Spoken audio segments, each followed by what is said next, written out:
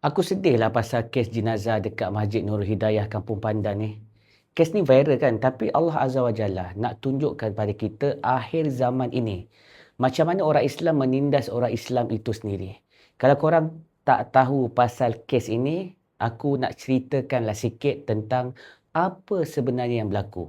Dekat sini kita boleh nampak macam mana sistem yang mentadbir kita hari ini dalam keadaan kecelaruan dan tidak membuatkan orang Islam itu sejahtera duduk dalam sistem kapitalis British yang kita duduk hari ini. Sebenarnya Allah Azza wa Jalla nak tegur kita tentang cara khairat kematian yang dilaksanakan pada hari ini tidak telus dan menindas orang Islam itu sendiri.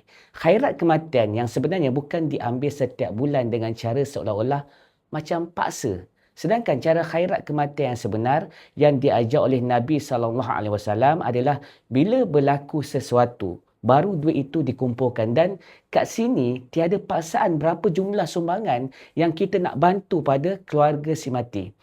Cuba korang bayangkan, seorang Muslim dah menghembuskan nafas terakhir, semua orang nak mempercepatkan pengebumian. End up, berlaku pertikaian sehingga jenazah terpaksa untuk menunggu. Allahu Akbar. Kalau perkara macam ni pun boleh berlaku, cuba kita fikir. Betapa lemahnya sistem Islam dalam kerajaan yang mentadbir. Apa sebenarnya yang Allah sedang tegur kita ni?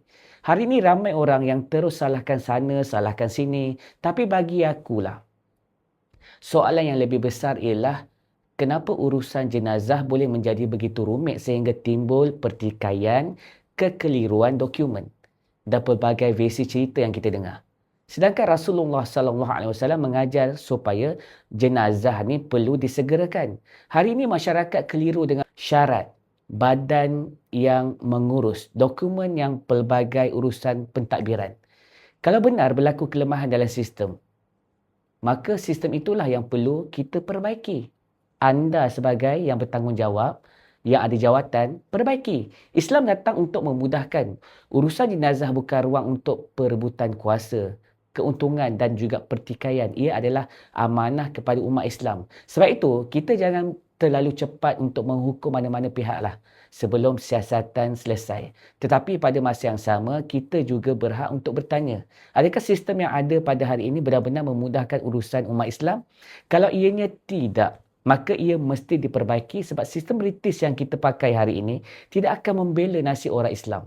Para pentadbiran, tanggungjawab anda berat. Sebab semua yang anda buat hari ini akan dipertanggungjawabkan dekat akhirat kelak. Dan pemerintah yang ada kuasa boleh mengubah tetapi tidak melaksanakan hukum-hukum Allah dengan betul atau undang-undang Allah Azza wa Jalla dengan seadilnya. Maka ingatlah, seksaan anda dekat akhirat sangat keras dan dahsyat. Pada AJK masjid yang acah-acah macam menjaga tu. Benda ni aku dah bosan melihat perangai-perangai korang yang korang ingat masjid-masjid atau surau-surau yang korang jaga ni macam harta bapak korang sendiri. Kena ingat ini rumah Allah Azza wa Jalla, bukannya rumah pusaka korang. Korang diamanahkan untuk jaga bukan macam korang punya harta. Malah ada di kalangan korang dibayar gaji hasil dari duit derma orang ramai. Lepas tu kau nak acah-acah macam warden asrama. Aku tak cakap semua tau. Segelintir daripada mereka memang ada perangai musibat macam ini. Semogalah kejadian ini menjadi pengajaran kepada kita semua. Jangan biarkan umat Islam berpecah kerana prosedur. Jangan biarkan urusan jenazah menjadi rumit dan jangan lupa apabila kita melihat kelemahan dalam masyarakat, jangan sekadar mencari siapa yang salah. Kita kena cari solusi bagaimana kita boleh membina sistem yang lebih adil, lebih mudah dan lebih dekat dengan tuntutan Islam. Sebenarnya dah berapa tahun kita merdeka tapi tersepit, tercepit, terjerat dengan sistem British ini.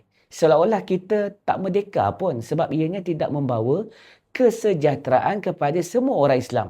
Sistem ini sentiasa akan terus menindas orang Melayu Islam. Sudah-sudahlah tu.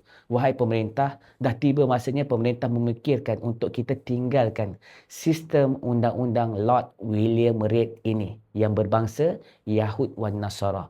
Mudah-mudahan kita semua menjadi orang bertakwa, bukannya orang yang ikut fatwa dari hawa nafsu manusia.